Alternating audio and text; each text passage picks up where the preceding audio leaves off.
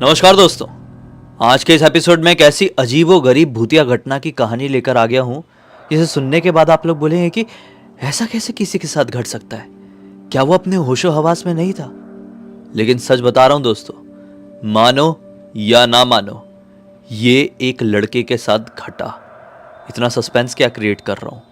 बिना देरी किए आपको आज से लगभग 25 साल पहले ले चलता हूं और सुनाता हूं उस खौफनाक घटना की कहानी। दरअसल पटना में एक सुनील नाम का लड़का रहता था। 17-18 साल का रहा होगा। अपने परिवार वालों के साथ बड़ी सिंपल और अच्छी लाइफ जी रहा था। सुनील को ना एक अलग सा शौक था और वो शौक ये था कि वो घर पे अकेला रहे। हम में से बहुत सारे बच्चों को ऐसा शौक होता है कि घर वाले हमको थोड़ा तो टाइम दे, थोड़ा तो स्पेस दे। आज के टाइम में तो ऐसा हो गया है कि भाई सबके अलग अलग कमरे होते हैं, कई बार अलग अलग घर भी हो जाते। इतनी उम्र में बच्चे बाहर निकल जाते पढ़ाई लिखाई करने के लिए। लेकिन आज से 25-30 साल पहले इतना ज्यादा ऐसा वाला प्रचलन नहीं था।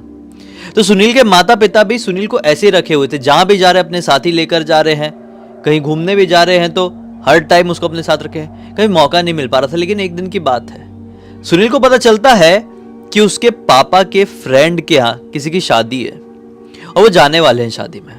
पापा मम्मी दोनों जाने वाले हैं। मैं कुछ बहाना मारता हूं। उसने सुबह से अपने पेट दर्द का बहाना बनाना शुरू कर दिया। उसके पापा उसको बोल रहे हैं कि तेरा क्या पेट दर्द शुरू हो गया, दवाई खा, डॉक्टर के पास ले चलते हैं, रात में शादी में जाना है, अकेले कहाँ रहेगा। लेकिन सुनील का सही में पेट तो दुख नहीं रहा था ना। उसने अपने इस दर्द को, नकली दर्द को मेंटेन किया और आखिरकार रात का वक्त आ गया। रात के वक्त यही कोई 8 बजे के आसपास उसकी मम्मी फाइनली बोलती है कि देख अपना ही घर है, इतना डरने वाली बात नहीं है। सुनील मन में बोलता है डर कहाँ रहा हूँ, आप लोग जाओ तो मैं तो यही चाह रहा हूँ। इतनी डरने वाली बात नहीं है, हम लोग जा रहे हैं, मुश्किल से 1-8 बजे तक आ जाएंगे। तेरे लिए खाना बनाकर रख दी हूँ, तू खा के मस्त से सो जाना। कोई दरवाजा खटखटाएगा भी तो मत खोलना, हम लोग आएंगे आवाज लगाएंगे तभी खोलना। सुनील खुश हो गया और अपना बढ़िया लेट गया बिस्तर में कि एक बार ये जाए और फिर मैं अपनी पूरी मौज मस्ती करूँ अपने घर में। जो भी इसके मन में रहा होगा, जो भी एक टीनेजर बच्चे के मन में होता है, क्या मौज मस्ती करता है, आप लोग समझते ही होंगे कि हम लोग भी, मतलब ऐसा कुछ मौज मस्ती करने का रहता नहीं था बचपन में, लेकिन ऐसा अच्छा लगता था। ठीक है, अब उसके मम्मी पापा चले गए। 1 घंटे हुए, 2 घंटे हुए, वो बोर होने लगा। बोला यार मैं बहुत हद से ज़्यादा बोर हो गया हूँ, क्या करूँ क्या घर पे। आज किसी वजह से लाइट भी चली गई थी तो टीवी भी नहीं चल रही थी। इसका दिमाग खराब। इसने बोला एक काम करता हूँ, मेरा एक दोस्त थोड़ा आगे की तरफ रहता है, उसे घर चले जाता हूँ। मम्मी पापा 1 बजे से पहले नहीं आने वाले, मैं आ जाऊँगा 12-12:30 बजे तक यहाँ पर। मम्मी पापा को कुछ पता भी नहीं चलेगा, मेरा अकेला घूमना भी हो जाएगा और मस्त वाला टाइम पास भी। वो निकल गया अपने दोस्त से घर जाने के लिए। उसके पास पैसे रहते थे, पॉकेट मनी के थोड़े पैसे मिल जाते थे। ऑटो चलती थी उस टाइम, तो ये शेयरिंग ऑटो थी। घर से बाहर निकला, थोड़ी आगे गया, शेयरिंग ऑटो मिल गई, दोस्त के घर गया। और दोस्त का घर बड़ा था। वो अपने दोस्त के घर के गार्डन में उसके साथ खेला कूदा, टाइम पास किया मस्त से। और जब ये पाया कि उस दोस्त की मम्मी भी कह रही है कि सोना नहीं है क्या, डांट के बुला ली उसको भी, तो उसने सोचा कि अब मुझे घर जाना चाहिए। वो लगभग 12 बजे के आसपास अपने घर के लिए वहाँ से निकला। किस्मत से उसको एक ऑटो मिली गई। ये ऑटो भरी हुई थी, एक जन के बैठने की जगह थी। अब जहाँ पर इसका दोस्त का घर था, वहां से इसके घर की दूरी लगभग 5 या 6 किलोमीटर की थी। ये उस ऑटो में सवार हो गया और ऑटो चलने लगी। धीरे धीरे करके पूरी सवारी उतर गई। अब एक लड़की ऑटो में चढ़ती है। अब इस ऑटो में ऑटो वाला, ये लड़की और ये लड़का, बस ये 3 लोग। ये लड़की की भी उम्र इसी की जितनी रही होगी। बैठे हुए ऑटो में अचानक से फट से कुछ आवाज सुनाई देती है और ऑटो का टायर पंचर। शिट, अब क्या होगा।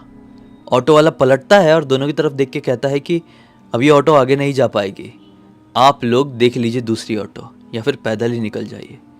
इसका तो दिमाग खराब हो जाता है। लड़की के भी एक्सप्रेशन कुछ ऐसे थे कि अब क्या करूंगी मैं, क्योंकि इतनी रात गए, ऐसे सुनसान इलाके में ऑटो का टायर फटा है। इसने आओ सोचा ना ताओ, तुरंत उतरा और चलना शुरू कर दिया। एक गली थी किस्मत से, जहां पे ऑटो का टायर फटा था उसके लेफ्ट साइड में एक गली थी। वो गली से थोड़ा आगे बढ़ता, उस गली को खत्म करके आगे निकलता तो एक दूसरी रोड लग जाती और इस रोड से इसका घर थोड़ा पास था।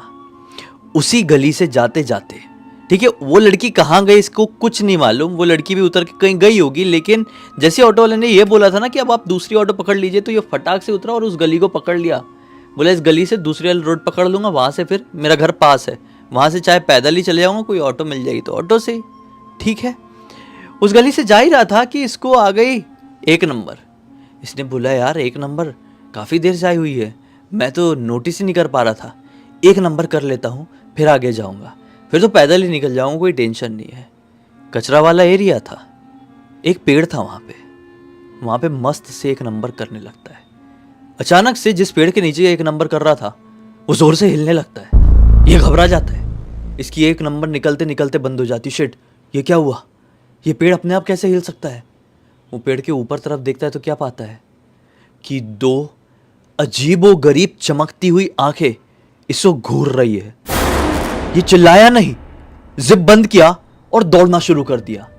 ये उसी डायरेक्शन में दौड़ा जिस डायरेक्शन के लिए है वहां पे घुसा था, उस गली में घुसा था, उसी डायरेक्शन तरफ निकला। ये भागा कि जिसको इसका दूसरा रोड मिल जाए और वहां से कोई दूसरी ऑटो जहां से इसका घर पास पड़ता।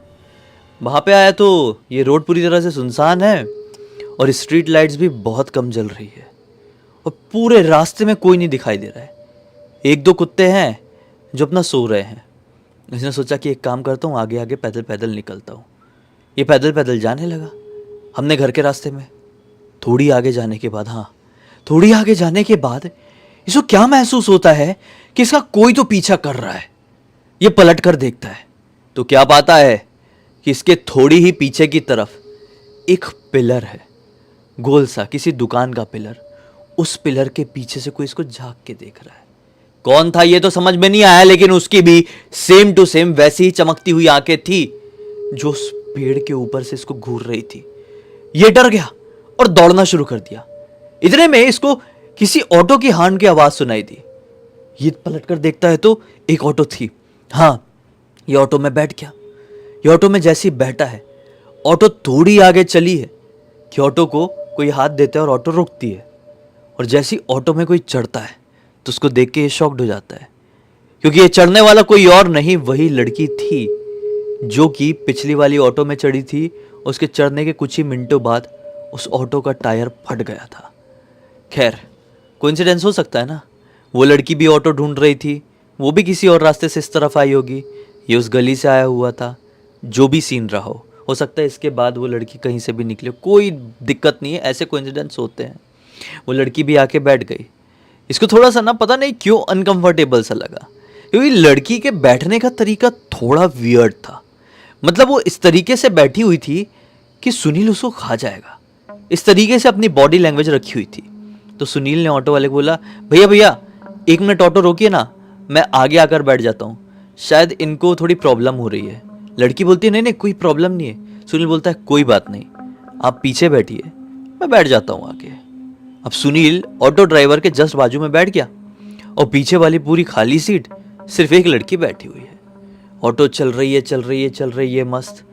अब इतने में अपना सुनील उस लड़की से पीछे पलटकर पूछता है कि वैसे आपको कहाँ पर जाना है।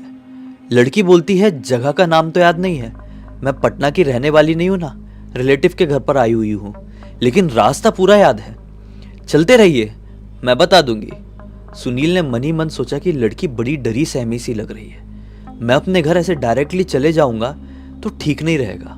वैसे भी अभी मम्मी पापा के आने का टाइम तो नहीं हुआ है, नहीं आए होंगे ये पक्का है। एक काम करता हूँ, ये लड़की जहाँ भी जाना चाहती है इसको पहले छुड़वा देता हूँ ऑटो के साथ, फिर ऑटो घुमवा के अपने घर तरफ आ जाऊंगा। पैसे भी हैं, पापा ने पिछले हफ्ते ही पॉकेट मनी दिए थे तो खर्च नहीं हुआ है, कोई बात नहीं, ऑटो वाले को थोड़ा ज़्यादा पैसे दे दूंगा। ये ऑटो वाले को बोलता है कि ठीक है भैया, आप ले लो जहाँ पर भी ये लड़की बोल रही है उसके घर तरफ ले लो, इसको पहले उतार देते हैं फिर मेरे घर पर छोड़ देना। ऑटो वाले ने बोले चलो ठीक है। अब लड़की बताती गई, लेफ्ट लो, राइट लो, सीधा लो। ऑटो वाला चलता गया। सुनील भी बैठा हुआ है और बाहर का नज़ारा देख रहा है। ऑटो चल ही रही थी कि अचानक से लड़की बोलती है कि रुक जाओ, रुको रुको। ऑटो वाला झटके से ब्रेक मारता है, ऑटो रुकती है। अब लड़की बोलती है कि यहाँ से राइट ले लो। राइट तरफ एक गली थी कच्चा सा रास्ता था। ऑटो वाला अपनी ऑटो घुमा ही रहा था उस कच्चे रास्ते की तरफ कि घुमाते घुमाते रुका। एक सेकंड, हम इस तरफ क्यों जा रहे हैं? इस तरफ तो शमशान घाट है। जैसे ही उसने ये बोला झल्लाते हुए ऑटो वाले ने कि हम इस तरफ क्यों जा रहे हैं, इस तरफ तो शमशान घाट है, लड़की ने बोली मैं यहीं रहती हूं। थोड़ा उसने भी झल्ला के बोली मैं यहीं रहती हूं। और जैसे उसने ये बात बोली, सुनील और ऑटो वाला तुरंत पलटकर पीछे देखे तो क्या पाए कि पीछे ऑटो में लिटरली कोई भी नहीं बैठा हुआ है। तुरंत उसने बोली थी मैं यहीं पे रहती हूं, और जैसे पीछे पलटे with in fraction of second पीछे कोई भी नहीं था। ऑटो वाला बहुत घबरा गया, सिट्टी पिट्टी गुल। सुनील भी उतना ही ज्यादा घबराया हुआ था। अब ऑटो वाला सुनील को भी जज कर रहा है कि मैं तो समझ गया हूं भाई, जो पीछे बैठी हुई थी वो कौन थी। मुझे ऐसा लग रहा है कि तू भी उसी के साथ मिला हुआ है, तू इंसान नहीं है, मुझे ऐसा लग रहा है। ऑटो वाले ने डायरेक्टली सुनील को ऐसा मुंह पे बोला। सुनील बोलता भैया क्या बात कर रहे हो, आपसे ज्यादा डरा हुआ मैं हूं, मैं बच्चा हूं, आप तो इतने बड़े हो, मैं आपको कहां से भूत दिख रहा हूं, मेरे तो पैर भी सीधे हैं। अब सुनील के जो बात करने का तरीका था उससे ऑटो वाला जैसे तैसे करके कन्विंस हो गया और बोला भैया प्लीज मुझे यहाँ पे उतरने मत बोलना, वैसे ही एक ऑटो से उतरा था, रास्ते में कुछ गड़बड़ हुआ था मेरे साथ, आप उतरने मत बोलना, प्लीज मेरे घर तक छोड़ दो, थोड़े ज्यादा पैसे चाहिए होंगे तो मैं आपको दे दूंगा। ऑटो वाला बोलता है ठीक है बैठे रहे। ऑटो वाला घुमा लेता है और सुनील के घर तक जाता है। सुनील अपने घर पर और ऑटो वाला सीधा सीधा निकल गया। सुनील जैसे दरवाजे के अंदर एंटर किया, क्या पाया, शिट, मम्मी पापा आ चुके हैं। मम्मी पापा ने तो सबसे पहले इसको अच्छी खासी डांट लगाया। ये क्यों गया था, कहाँ गया था, क्या जरूरत थी जाने की, घर पे रहता ना, ऐसे ऐसे करके डांट पड़ी। और इसने अपने मम्मी पापा को कुछ नहीं बोला। लिटरली डांट थोड़ी ज्यादा हो गई तो सुनील का मुंह थोड़ा उतर गया कि मेरे साथ पूरे रास्ते ऐसा ऐसा हो गया है और ये लोग क्या कर रहे हैं, मुझे क्यों डांट रहे हैं। मतलब कई बार होता है ना, हमारा दिन खराब रहता है और हमें कोई डांट भी दे, ऊंची आवाज में बात कर ले तो हमको गुस्सा ज्यादा आ जाता है। तो समय के लिए सुनील को गुस्सा आ गया और सुनील बोला कि आज मेरे को बहुत गर्मी लग रही है, मैं छत में सोऊंगा। ऐसे गुस्से गुस्से में उसने अपना गद्दा उठाया। ये लोग छत में सोते रहते थे। कई बार ऐसा भी होता था कि सुनील छत में सो जाता था, गर्मी कभी लगती थी तो इसने अपना गद्दा उठाया और छत में चले गया। छत में जाके लेट गया। अब नींद नहीं आ रही है उसके साथ। इस पूरी जर्नी में जो कुछ भी हुआ सब बैक टू बैक उसको याद आ रहा है, बैक टू बैक याद आ रहा है। डर रहा है, नींद नहीं आ रही थी, नींद पूरी उड़ी हुई थी। रात के लगभग 1 बज रहे थे। अचानक से उसको ताली बजाने की आवाज सुनाई दी। ऐसा कोई ताली बजा रहा है। ये थोड़ा बिस्तर से उठा और देखने की कोशिश किया कि कौन ताली बजा रहा है यार। अब ये छत में है तो छत से और भी लोगों के छत दिख रहे हैं और भी लोगों के घर दिख रहे हैं। अचानक से सामने नजर पड़ी कि एक बूढ़ी औरत है जो ऐसा ताली बजाते बजाते ऐसा टहल रही है अपनी छत में। एक बुढ़िया औरत है, ठीक है। इसने सोचा कि होगी, हल्की हल्की रोशनी पड़ रही थी, स्ट्रीट लाइट थी, ये थी वो थी, रोशनी पड़ रही थी। उससे समझ में आया था एक बुढ़िया बाल खोल के ऐसे ऐसे करके घूम रही है अपनी छत में। इसने सोचा होगी कोई, क्या करना है। इसने आँख बंद किया, सोने जैसा किया, करवट बदल लिया। लेकिन करवट बदले बदले भी नींद नहीं आ रही थी, वही सब कुछ याद आ रहा था। हालांकि ये अभी अपने सेफ प्लेस में था लेकिन वही सब कुछ याद आ रहा था। ये वापस से उस तरफ घूमा जिस तरफ ये पहले सो रहा था। करवट बदला, वापस इस तरफ हुआ कि फिर से इसको ताली बजाने वाली आवाज आई। इसने बोला ये औरत इतनी देर से क्या ताली बजा रही है। क्यूरियोसिटी हुई कि फिर से देखता हूं। वो उठा और जैसे उस तरफ देखा तो क्या पाया, वो औरत अब ऐसा ऐसा करके टहल नहीं रही है बल्कि ऐसे ऐसे ताली बजा रही है और इसको घूर घूर कर देख रही है। और डरा देने वाली बात यह थी कि उस औरत की आंखें सेम टू सेम वैसी ही चमक रही थी जैसा उसने उस पेड़ के ऊपर चमकते हुए देखा था, जैसा उसने उस पिलर के पीछे देखा था। और इससे उसको वो इंसिडेंट याद आया, शिट, कब्रिस्तान वाली बात। वो लड़की बोली थी कब्रिस्तान तरफ लो। वो चमकती हुई आंखों को देखकर उस इंस्टेंट में ये इतनी जोर से डरा, बहुत जोर से चिल्लाया और सब छोड़ छाड़ के नीचे की तरफ भागा। चिल्लाते चिल्लाते नीचे की तरफ भागा। अब जैसे ही नीचे आया तो इसके पापा इसको दिखाई नहीं दे रहे। पापा कहाँ गए? कुछ नहीं, ये मम्मी को भी ढूंढना चाह रहा था। ढूंढते ढूंढते ये किचन में पहुंच गया। अपने किचन में पहुंचा तो क्या पाया कि इसकी मम्मी नीचे बैठी हुई है, स्टोव में खाना बना रही है। ये शॉक्ड हुआ।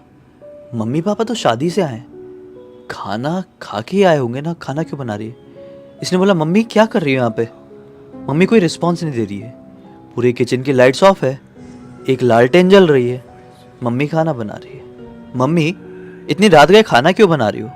मम्मी खाना बना रही है, कोई रिस्पॉन्स नहीं। खाना क्या बन रहा है ये दिखाई नहीं दे रहा है, क्योंकि केवल लालटेन की रोशनी है, लाइट्स वाइट्स ऑफ है, और पतीले में कुछ तो भी मम्मी ऐसे ऐसे चला रही है। ये गया कंधे में हाथ लगाता है, जैसे पीछे पलटती है, क्या पाता है लिटरली कि वहां पर बैठी उसकी मम्मी नहीं, बल्कि उसकी मम्मी के कपड़ों में उसको वही लड़की दिखाई दी।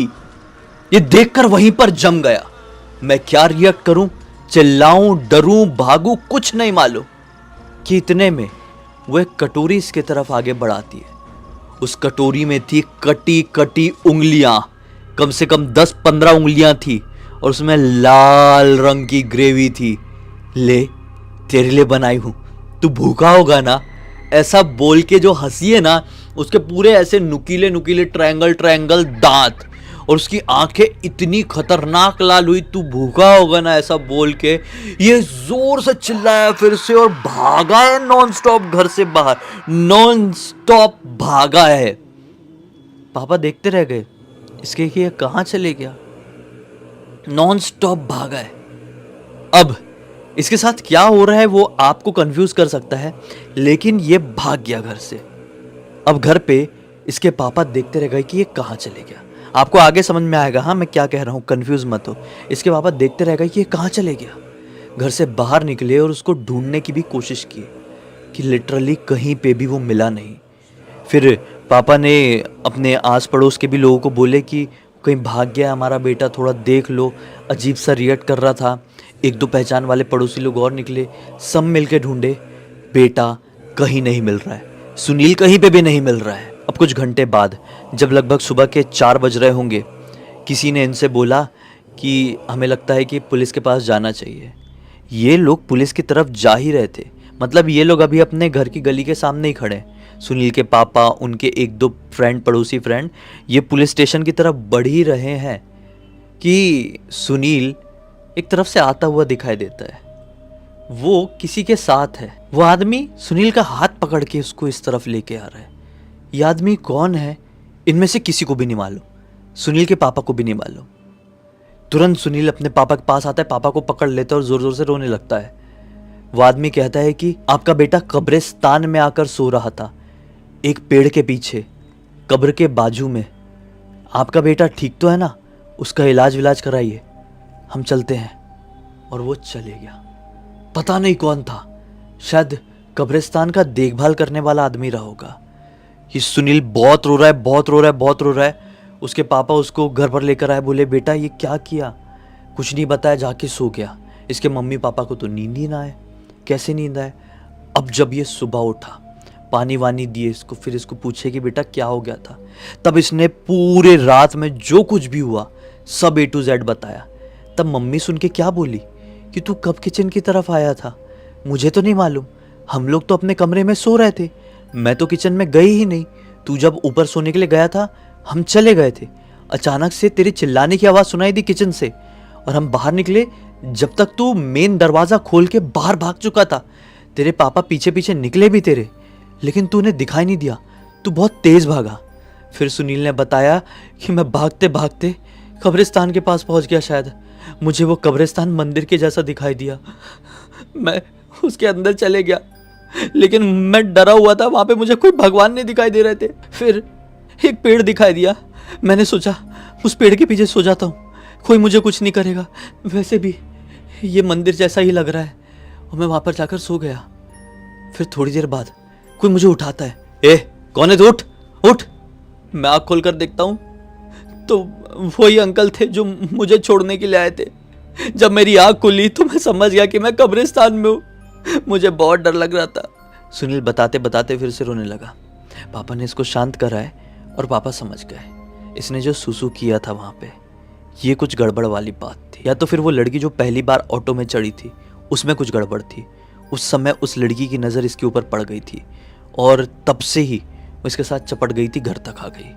तो फिर पापा इसको एक काली माता का प्राचीन मंदिर है पटना में, वहाँ पर लेकर गए। वहाँ पे इसकी पूजा वूजा कराए हैं, इसको आरती में शामिल करवाए हैं। माता काली के सामने क्या चलेगा ऐसे भूत प्रेतों का, हाँ। तो फिर ये नॉर्मल हुआ भैया, और घर वालों को भी चैन की सांस आई कि हमारे बेटे को पता नहीं क्या हो गया था। आप ज़रा सोचो, इमेजिन करो इसके साथ क्या एक्सपीरियंस हुआ था। ये इसको लिटरली कब्रिस्तान में एंटर करने के बाद ये फील हो रहा था कि मैं मतलब किसी पॉजिटिव जगह आ गया हूँ। ये बहुत उस समय ब्लैंक हो गया, इसका दिमाग मैं नहीं एक्सप्लेन कर सकता वर्ड्स में, मैं क्या बोलूँ इसको, क्या हो गया होगा उस समय। खैर, इस बात को तो आज काफ़ी साल बीत चुके हैं, और इस पूरी घटना की जानकारी सुनील जी अब बड़े हो चुके हैं। सुनील जी ने अपनी एक भतीजी के बेटे को दिए, और उसने हमें इंस्टाग्राम पर लिख भेजा। उसका नाम है अंचित। अंचित के जरिए हमें इस घटना की जानकारी मिली। इसी बात पे अब तक इस वीडियो को देख लिया तो लाइक जरूर कर देना। चैनल को सब्सक्राइब करके बेल आइकन दबा के ऑल के ऑप्शन में क्लिक करना, क्योंकि इसी तरह के हैरान कर देने वाले खौफनाक वीडियोस डेली आप लोग के सामने लेके आता रहता हूँ।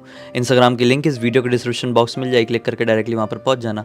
और इसी तरह की कोई भी कहानी, टॉपिक या जानकारी आप लोग के पास भी है तो लिख भेजना। हो सकता है मेरा अगला वीडियो कल आपके हिसाब से ही बन रहा हो। तो चलिए कल फिर से मिलते हैं, तब तक के लिए बहुत बहुत धन्यवाद। आपका दिन शुभ हो।